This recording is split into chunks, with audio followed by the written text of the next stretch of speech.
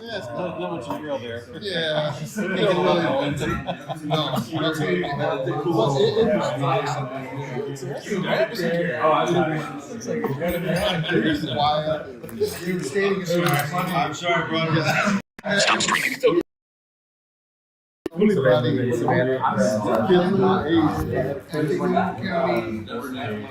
Chatham County. Oh,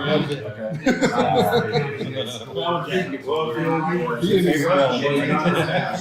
He was the best player. We'll take it on the fly. Flying back to Fort Myers, where we used to live. And we were right over Tampa. It was about 10 o'clock at night. And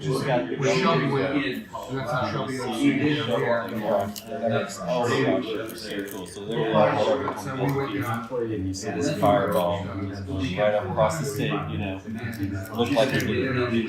Great. I don't know why that's so wild. He was just like, I need to say that long enough. Yeah. So, the amazing thing, I went to a rural school. Each grade had like 25 kids in it. So, we get the same 25 kids. Well, most of them. Sometimes some will drop back and won't drop back. We had one package class up there, talking to everyone in town. Yeah, I understand. So, you know what I'm saying? And I've never liked Rogers, so they I grew up- actually my brought mom's from TV Wisconsin, her whole family. for us to get to when I was in 6th grade, we got to see Rogers. Scott Parkinson blast off. Old There's TV. always been something. You know, so like, He doesn't have you know, that was live. Yeah. You got a computer live? It was different. Zane! Wow. I was talking about him last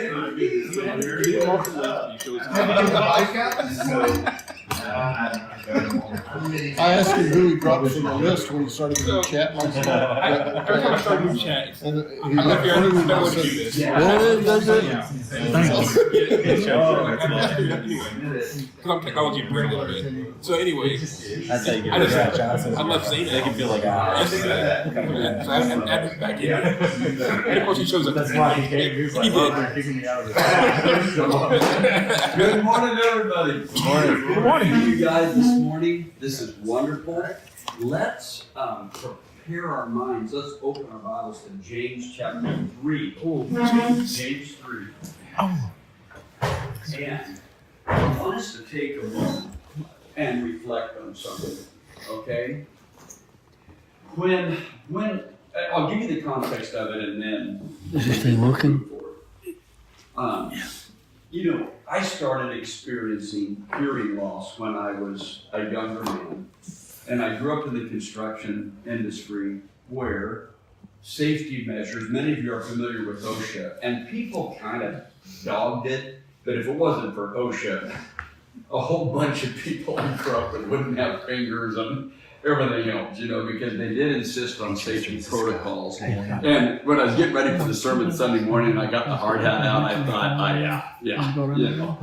But I say that to say, when I, got older and I would watch my dad engage our children on their farm, safety first. He was drilling it into them. And that's not something that he or many of our, older family members had access to. I can't tell you the number of people that I grew up with who were, missing a finger or something was disfigured because of these accidents that had happened. So fast forward, I'm very determined with our adult children when they were younger. I was very determined to make sure safety first, ear protection, eye protection, all of that. I say that to say, with that background, that we had to learn how to listen amidst noise. We grew up in the sewer and water line industry. I mean, it's backhoes, it's bulldozers, it's trucks, it's in the shop, there's compressors going off and somebody's using a welder and there was just noise. And you had to learn how to listen in the midst of the noise because you had to learn how to get things right. Someone's yelling at you and they're telling you to do something. And They're sitting on a backhoe, yelling down into the ditch, telling you what to do, but the engine's running, right? So we had to learn to listen to noise, and we did. Now, so preparing for this today, I thought, so who were the effective communicators that worked for my dad, that they were my supervisors? Who were the effective ones? And I remember Jerry Robbitt. So if you ever look on my Facebook, you'll see his wife, Diana Robbitt, H-R-A-B-I-K. And he worked for my dad for 30 years. And Jerry was very calm. When he ran the backhoe, he would sit up in the backhoe, a long, lanky guy, and he'd sit like this. And Like what? He would cross his legs, he'd cross his legs, lean back, and just like, look like he didn't have a care in the world. And he's running this machine that wouldn't fit this room. And he just, so when he slowed down, he'd look down at you, and he'd make eye contact, and then he'd say something, and you knew what he wanted. But we had other guys that didn't communicate like that. We had a guy in the shop. I've told you guys, I didn't end up out on the field forever because my dad knew I didn't have gifts for that. And we had a guy in the shop. If he thought you were doing the wrong thing, it was lots of yelling, and there was an occasional word in the middle of it that was instructive, but most of it was just cussing, And he could use the F word as an adjective, an adverb, a noun, a verb. He nailed that one. And so as a result, as I was preparing for this day, I realized I tuned him out a lot. So Jerry, who's out in the midst of the job, and I'm in the ditch, and he's on the backhoe, I could hear him and I could understand him amidst the noise. Mike, who I don't have a negative feeling for, I'm just reflecting on, we're in a shop 2 feet away from each other, and I would tune him out because I knew he was going to create his own kind of noise. And that was emotional noise, but for at the time a 16-year-old kid and a 40-year-old man, and he's telling me how effing stupid I am, then I just kind of tuned him out. So I think we do this. I think that we, on normal course of events, there's people that are a little easier for us to connect with, and then there's other people that we might have a tendency to tune out. So I want to tell you a cool story about this. Years ago, we went to Arlington Cemetery. How many of you have been to Arlington and Washington, D.C.? So in Arlington, you can go to the tomb of Omar Bradley, General Omar Bradley, 5-star general. And what he was famous for, many of you know, is he was a soldier general. He was a people's general. He was known to really respect people that served under him. Well, one of those people is a guy named Curtis Cullen, C-U-L-I-N. And what is famous about Curtis Cullen is he improvised the way out of Normandy. The troops landed, it was, the story of the Battle of Normandy, D-Day. But one of the things they didn't anticipate was these hedgerows, these impenetrable hedgerows, that they probably judged from hedgerows they would face in the U.S., which were easy to get through and impossible to get through there.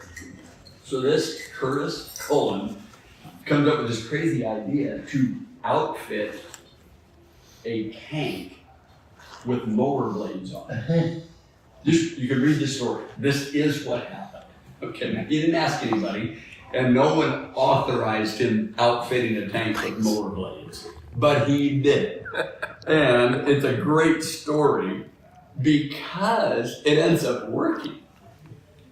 And so you have a tank that is now a lawnmower, right? It's a great story. And it mows through the hedgerows. And this is their way out of Normandy to advance finally toward Nazi Germany.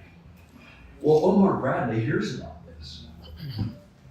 And so rather than reprimanding this guy for breaking protocol, for spending money for retrofitting a super expensive piece of equipment that he wasn't supposed to do with no guarantee it would work, instead he gives him a very high medal of honor. And he just clipped. And what it did, and other soldiers said, was it was typical Bradley. It clarified that Bradley was listening to the solutions of these people that served him and trusted him. Okay? Well, Coleman's reflection on that was, it was easy to listen to Bradley. So I thought to myself, think about what they just taught us. Thank you. Is that a general who was known for listening was easy to listen to. Think about that equation. A general that was known for listening was easy to listen to. Isn't that interesting? The dynamic. So how noisy is war?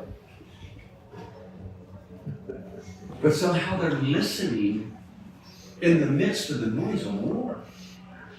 So I thought to myself, well, I wonder what it would be like then to make it easier for people close to me to hear me, and what might be a profound step.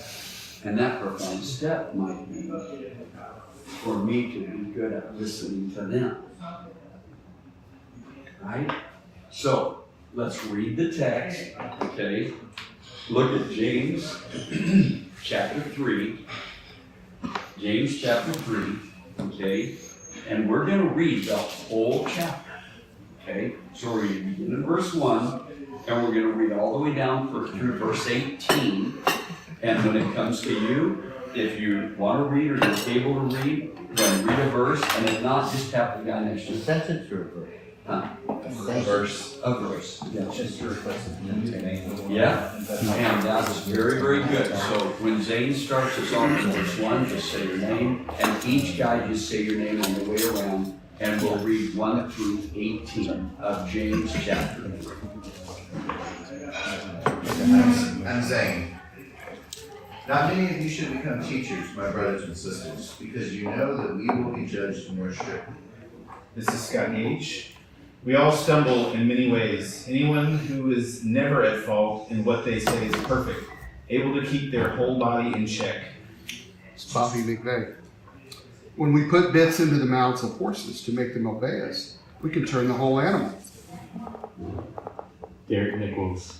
And a small rudder makes a huge ship turn wherever the pilot chooses to go, even though the winds are strong. Paul Berry. Likewise, the tongue is a small part of the body, but it makes great boasts. Consider what a great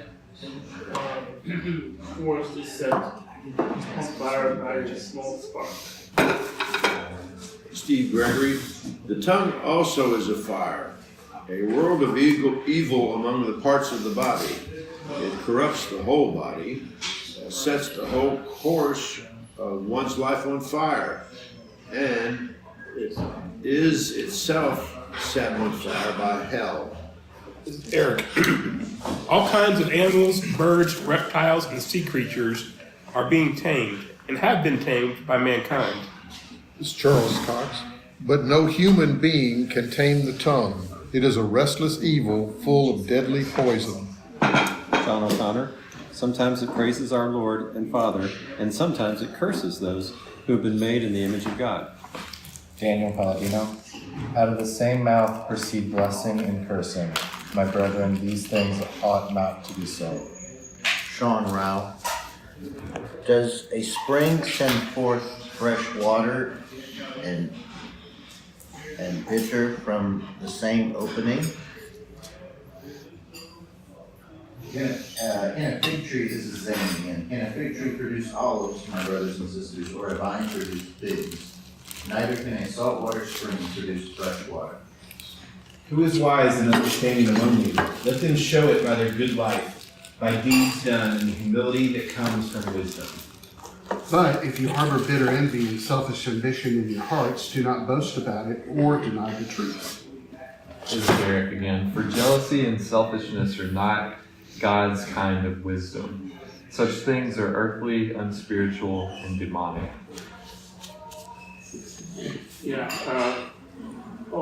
For where you have envy and selfish ambition, there you find disorder in every evil practice.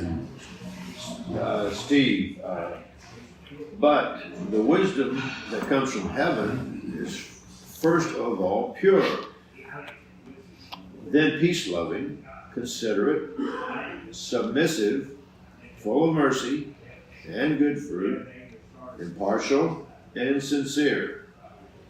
Eric, peacemakers who sow in peace reap a harvest of righteousness. Man, I love this chapter. Ooh, I just love it. It's so practical. But here's what I want us to do.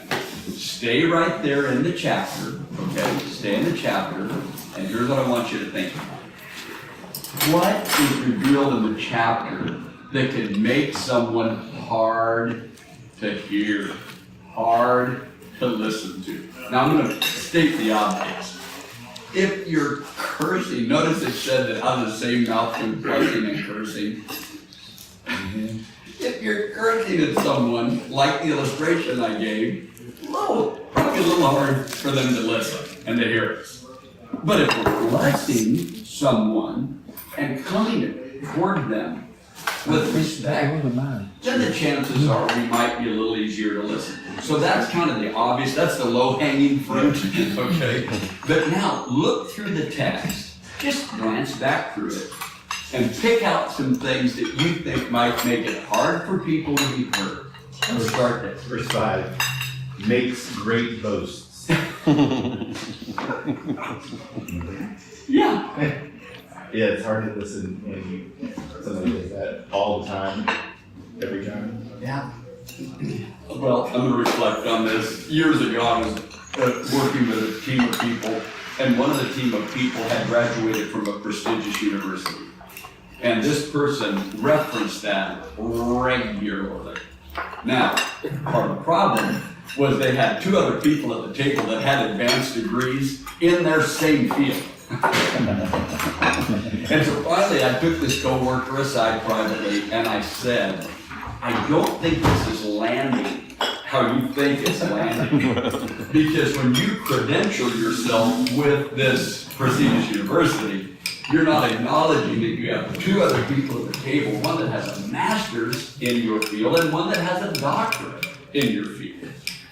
And it didn't land well with even that suggestion, because there was a culture of boasting that had been fitted into the DNA of communication, and it was very difficult for other people to hear. Okay, that's great. Someone else, out of the text, what can make it difficult for people to hear?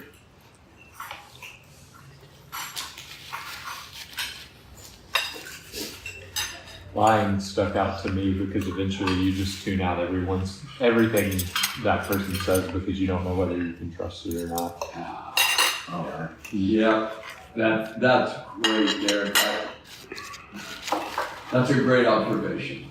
The pattern just kind of, like, I don't know if they're telling the truth or not, so, yeah, that's good. Wow. Yeah, last time I came here, it was a salt spring. I'm very, very thirsty, but I'm not drinking salt water, even if it looks like it's fresh.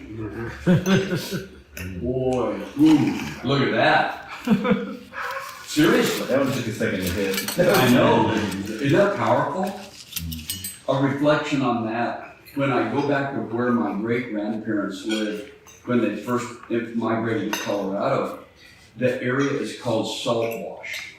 And you can go to where there's a little marker, and they lived in a hole in the ground. They dug a hole for the first winter and covered it with thatch, lived in a hole in the ground.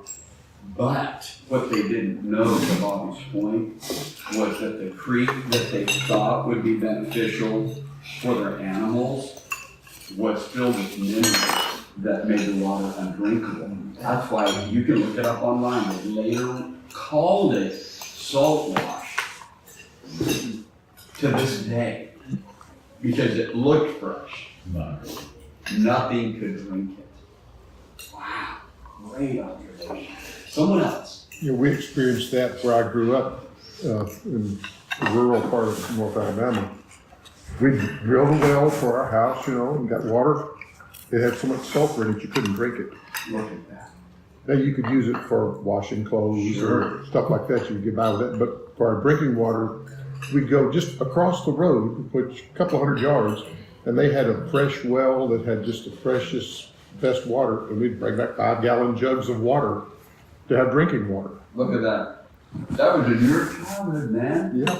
Just Like when you went to camp at Waycross, Georgia, the Georgia Lions Camp for the Blind, they used to have sulfur water like that.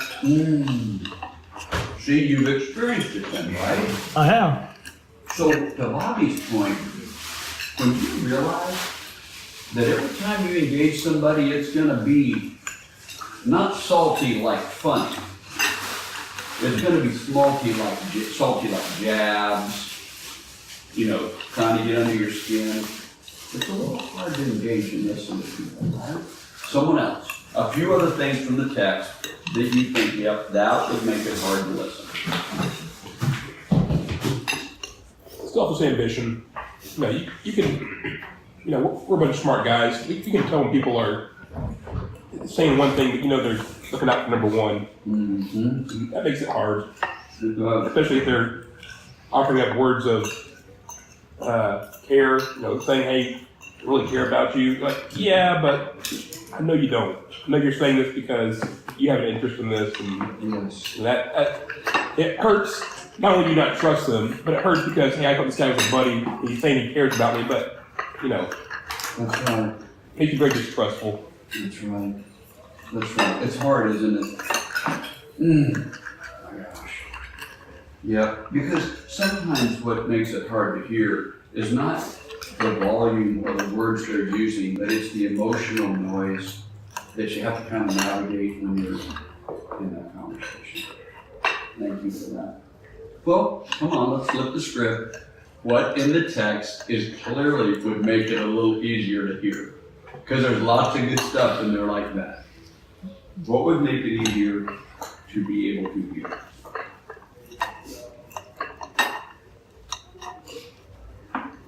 They're blessing others.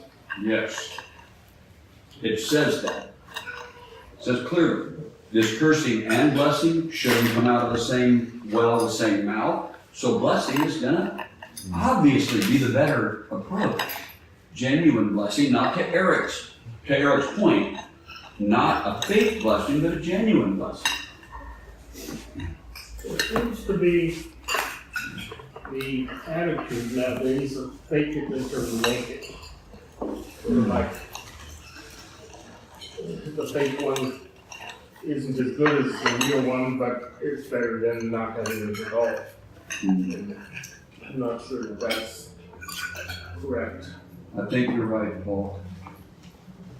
And you know how I feel, Paul. I hate that. I think we have to behave better than we feel sometimes, but do it honestly. There's no reason to fake anything. If I have to behave better than I feel, then just acknowledge that's what I'm doing, and then I'm not faking it. I'm just doing something that I have to do for a value that I hold, but I'm not faking it. Right. And I think that's important. So turning around what I said earlier, Daniel's from a part of the country that has these amazing freshwater springs. And they actually bottle it and send it all over the world. And so reputation of consistency, someone else telling you how good this is, that you trust, makes them easy to listen to. It's beautiful, isn't it? I don't know how many of you knew the preacher Lynn Anderson, but he's an older fellow that passed away. And you know, he was a really well-known preacher, so you love to hear him. But when you got to know him, what you realized is everyone that talked about him consistently referenced his love, his gentleness. I mean, I went to Canada to preach, where he grew up. And you'd have thought that he was the Olympic gold medalist from his hometown, because people just loved the way he made them feel, because he was so loving and respectful. Okay? What do you make then? Look at verse 16, because I think this was helpful. Where you have envy and selfish ambition, you'll find disorder and every evil practice.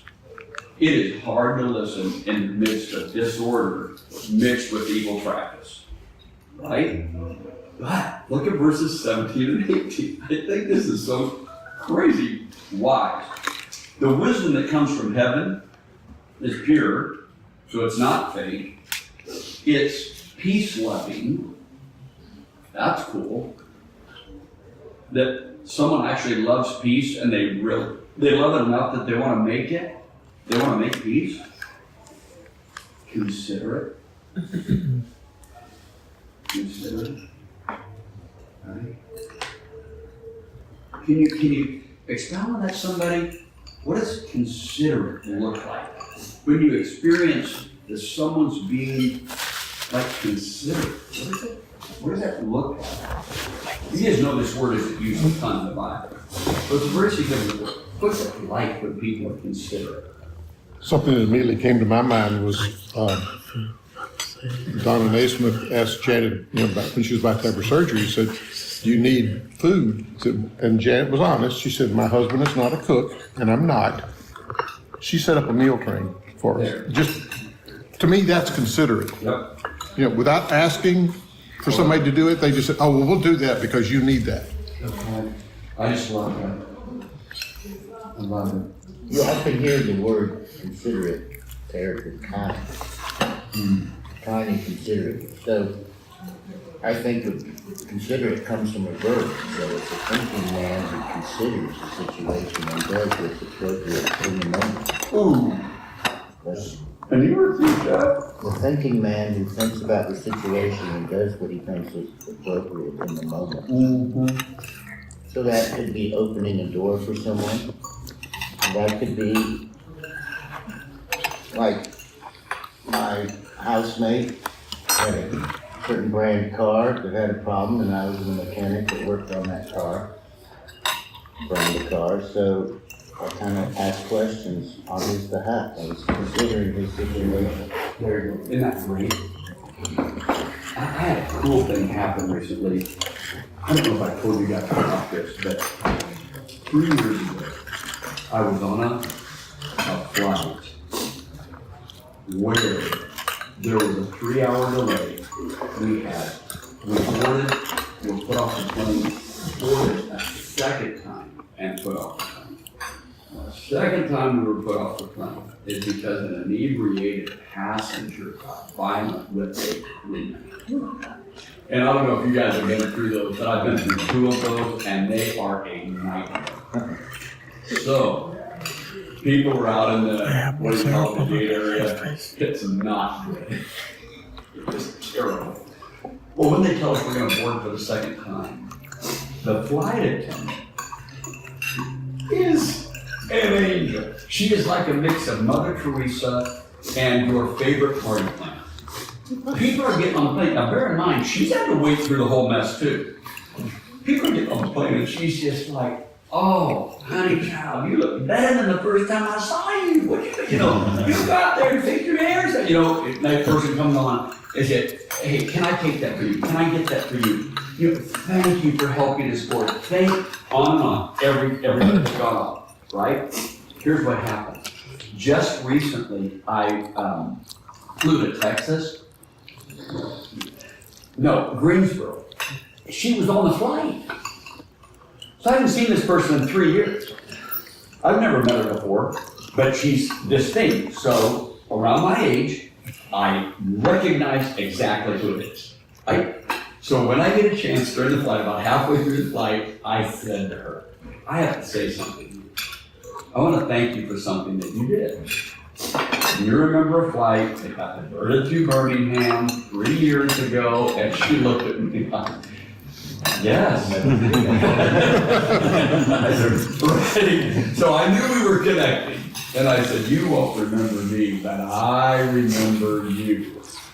And I can't believe I get a chance to thank you for what you did that day. Well, of course, what I didn't realize is in the moment. That's helping her through the day she's in right then. Of course, I don't know that, right? So I think that being considerate does have something to do with reflecting on a moment, reflecting on it. Right? We got to encounter that just this week. Jan had her first foot surgery in March, and then, of course, the second one here in October. The same nurse was in the recovery room and remembered her No. fondly and talked about it to the new nurse that she was training. It makes us feel good to know that we made a positive impression, you know. And how many hundreds of people has she worked with during that 6 months, you know, and to be remembered, that meant a lot to us. I love that. And unfortunately, she's retiring. So, But isn't that cool? yeah, it is. Oh, It is. God, I love Janet that. doesn't have any more feet that needs surgery. There's one more knee that will eventually have to be done, but they don't do the knees in that center, so. So let's land on verse 18. Can I add one more Yes, comment on that? please. So I feel like just everything that's been shared about being considerate, I think what it requires is you not to be just inward focused. It's like worried about self, worried about what's going on with me, worried about, but to be kind of seen, open the door for somebody. You can't not, know that person's there, and, if you don't know that, then you can't be considerate and open the door. If you're not aware of the situation, that sort of thing. I think when you're looking for those opportunities, you have the opportunity to be considerate, but if you're not interested in that, you're more focused on yourself. That's right. That's right. That's right. And if Stephen were here, he would say, taking the time to hear their stories. Yes. Gathering stories. Yes. Now that also touches me that you brought that up, because think of the number of times where partway into a conversation, you read someone's face and think, they've got something going on.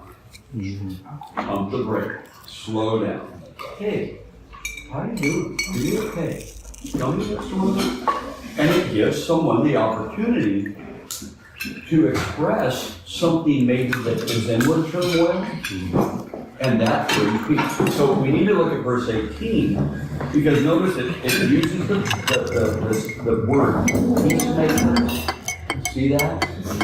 The actual compound word peacemaker in the original Greek language of the New Testament is really only used one time within Matthew 5:9, where Jesus said, "Blessed are the peacemakers." But this peacemaking concept is used several times, and this is one of them.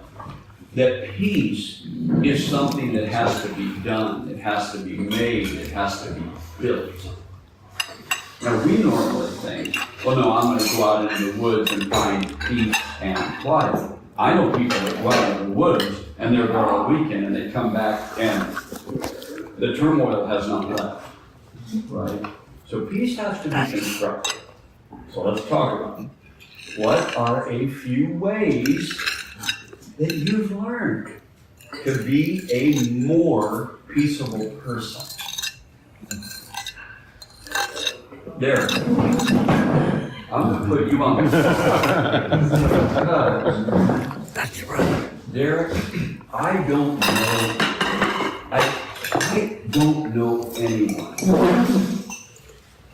who does this more seamlessly than you do. I know people that are excellent peacemakers. I don't know anyone that is more seamless at it than you are. And I would like to hear a little bit about how this has come about in your life. Just this way of bringing and building peace to situations. Well, I appreciate that. Well, did you notice people around the table nodding and affirming this gifting in you? And I know I'm putting you on the spot, but it's meaningful. I was dwelling kind of on that idea. I'm sorry, I don't remember who it was that said it at this point, but it was Sean that said it about being like thoughtful and noticing what's going on around you, and then something you said, Don, about like noticing when something's going on in somebody's life, it changes how you encounter them, and just the idea of, I learned from my mom trying to see in other people what's going on, and trying to be a thoughtful presence in that. It's maybe the best answer I have on the spot. I love that. But I appreciate it. No, that's a thoughtful presence, and I'm hearing what Sean said in that, in that when we talk about breaking down the word consider to thinking, right? A mindful presence. Who is someone at the table who has had to work at this and mark their growth in being more peaceable other than me?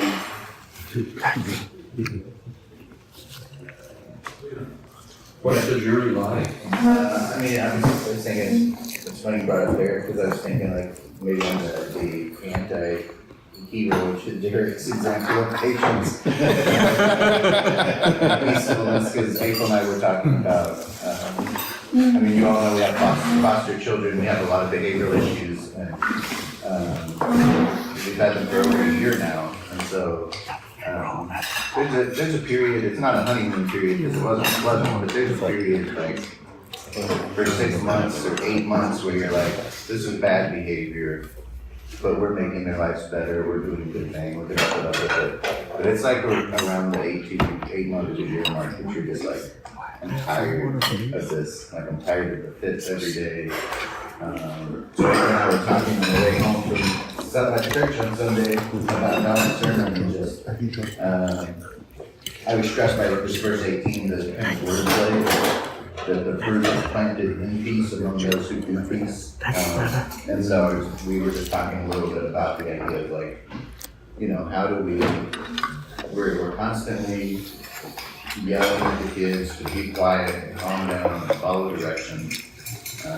So we kind of had the topic like, how do we kind of lower our own volume to try to create a more peaceful environment that's coming from us, to see if that helps them kind of get down the line. So again, there's no mark of progress that you ask for, but there is the lack of peace that goes on. So yeah, that's so good. I remember a counselor saying to me when our kids were young, he said, can you imagine the responsibility that you have put on your 4-year-old when you say to him, if you would calm down, I would calm down. So now the 4-year-old is carrying both of you. And I thought, I paid money to have someone to say that to me. I actually paid for that. You know, but it was so sensical. It was like, what am I doing? You know, the other path seems like it makes sense until someone's like, you're saying that to a 4-year-old? Oh yeah, I did. I didn't admit that, but Susan brought it up, so yes, I admit that I did say that to a 4-year-old. And then it's like, why would I? You know, so there's a moment of clarity. Can I encourage you in that? Because I've been there, not with 7 kids, obviously. When I've shared this around this table before, but when our kids were young, one of the things that I carried on from my dad was a short fuse. My dad had that, but he was super loving, and I knew he loved me, but that was one of those things that was a stumbling spot for him. And so, you know, rightly, you know, I don't know if your wives, for those of you who are married, know how to push your buttons, but Judy does and did, but it still doesn't make it right that I would have a short fuse, get angry.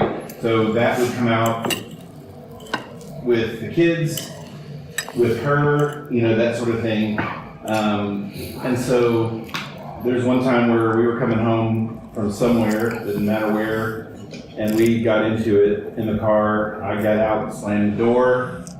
I went upstairs and promptly punched a hole in the wall next to my closet. I left it there for I was immediately convicted by the Holy Spirit that that's not, I didn't like that. And so, I made a conscious effort, I'm not going back there, and I left that, I don't know how many more years we were in that house until we moved. That was a reminder that that's not who I want to be, that's not who God's calling me to be. So fast forward, I don't know, however many years,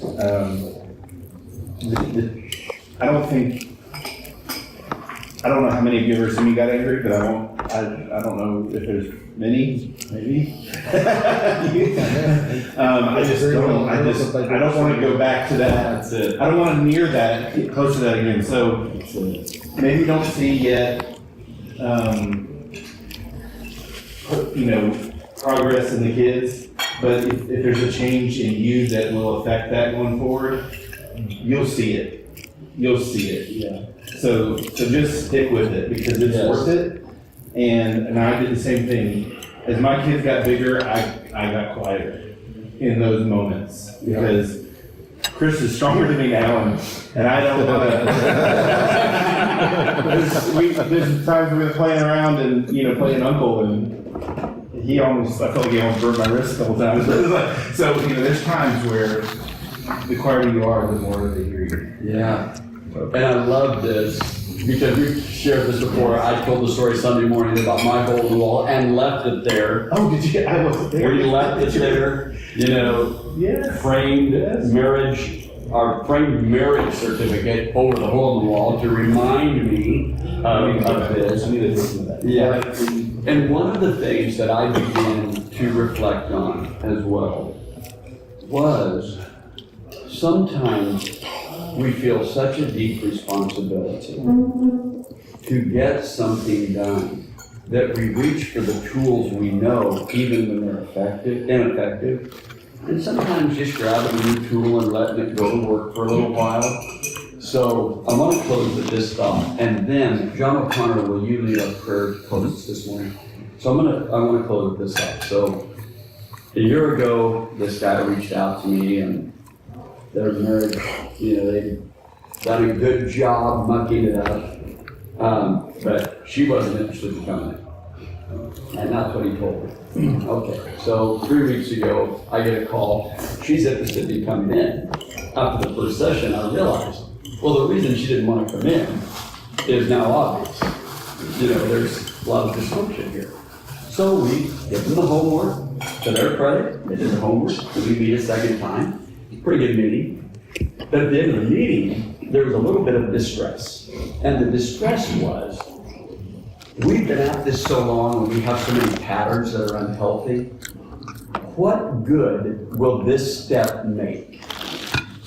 Okay, which is good. I think that's a fair question for hurting and his distress. So all I could say to them at the time was, hopefully you won't be in that seat very long. I'm in this seat all the time. So I get to see a lot over the course of 40 years. And I've learned from these sessions that small steps make a difference. That's what I knew to say. The next morning, Monday morning, I have an online cardio trainer who opens with, now I know that you're probably yourself. What difference will this one increase in your regimen make? But let me say this, and she just lights into it. What's one step plus one step plus one step plus one step? That's called a journey, right? She's laying into it. I'm like, yes. And then it hit me. So I emailed this couple, and I said, let me tell you the advice that my online cardio trainer gave me this morning. One step plus one step plus one step. So I thought that's what peacemaking could do. Just one good peacemaking step plus one good peacemaking plus one. So one small step actually does matter because it's the change. One quick funny story when you were talking about trying to reason with a 4-year-old. Yeah.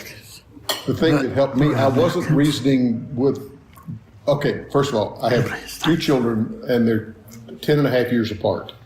So at the time, I've got this 2-year-old daughter, I've got an almost 13-year-old son. And I'm trying, my left brain computer programmer has kicked in big time to tell this 2-year-old what she's supposed to be doing. You know what cured me of doing that? My wife and my son dying laughing, watching me trying to reason with the 2-year-old. I'm just saying. It makes it even more priceless. I know, you know her, so that. And do you know she's a programmer now? Yes! That's what I love about this story. It just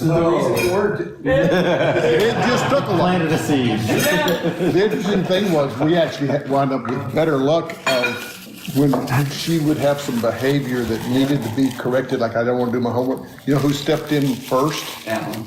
Because you know who had gone through exactly that same thing? There you go. And recognized it even better and faster and more accurately than we did. Yeah. And of course, that's her big brother, you know, he hung the moon, and so she would listen to him. And it testifies that you listen to the process. It's beautiful, Charles. Okay, guys, let's go ahead and close out with prayer today. And John. Any prayer requests? Janet's surgery went really, really well. I got to get back to her here in just a minute, and but the foot, still some pain, but not enough to have to take anything, maybe Tylenol at most now.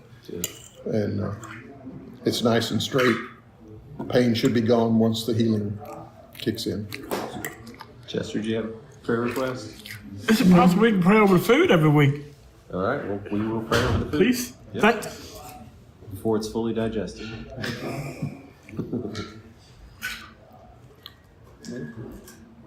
All right, let's bow. Father, we come to you and we ask you for peace. You tell us in James that if we ask for wisdom, you'll grant it. We ask the same thing for peace. We ask for the wisdom to be able to go through whatever it takes to find peace, Lord. And we pray that you'll help us to be builders of that. We will be active in looking for ways to create peaceful situations and respond peacefully even when we're faced with things that aren't peaceful. Father, we thank you for the good news about Janet's surgery. We pray that you'll bless her as she continues to heal. Thank you for Charles taking care of her. I pray that you'll bless him as he continues to serve her in this way. It's in your son's name we pray. Oh, and Father, we do thank you for the food. We are grateful for every meal you provide. We are grateful for the fellowship and the friendship that we have here. And pray that you will help us to be ambassadors of your kingdom as we leave this place, and that the food we've enjoyed will give us the energy we need to do the things you want us to do today. It's in Christ's name we pray. Amen. Thank you, John. Thank you for your first wife.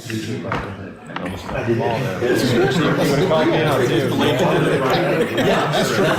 Okay, that's a good point. I didn't bring this up. Are you going to your truck now? Yes, basically. Check it out before you leave? Yeah. Go fairly soon. Not quite open. It is. Kind of like little store, see what everything, plug everything in. And I just love it. It's one of those pictures though, that you zoom in, you don't get a lot more clarity. Right. It's so fun. Yes. Well, you kind of settle into. Every time I know 6 of them. Eventually. Next time you tell them, bring me 6 of them. My goal is to have Sunday, Monday, Tuesday off, and then fly, Wednesday through Saturday. It's called the Rhino Tank. I had heard of it before. Story.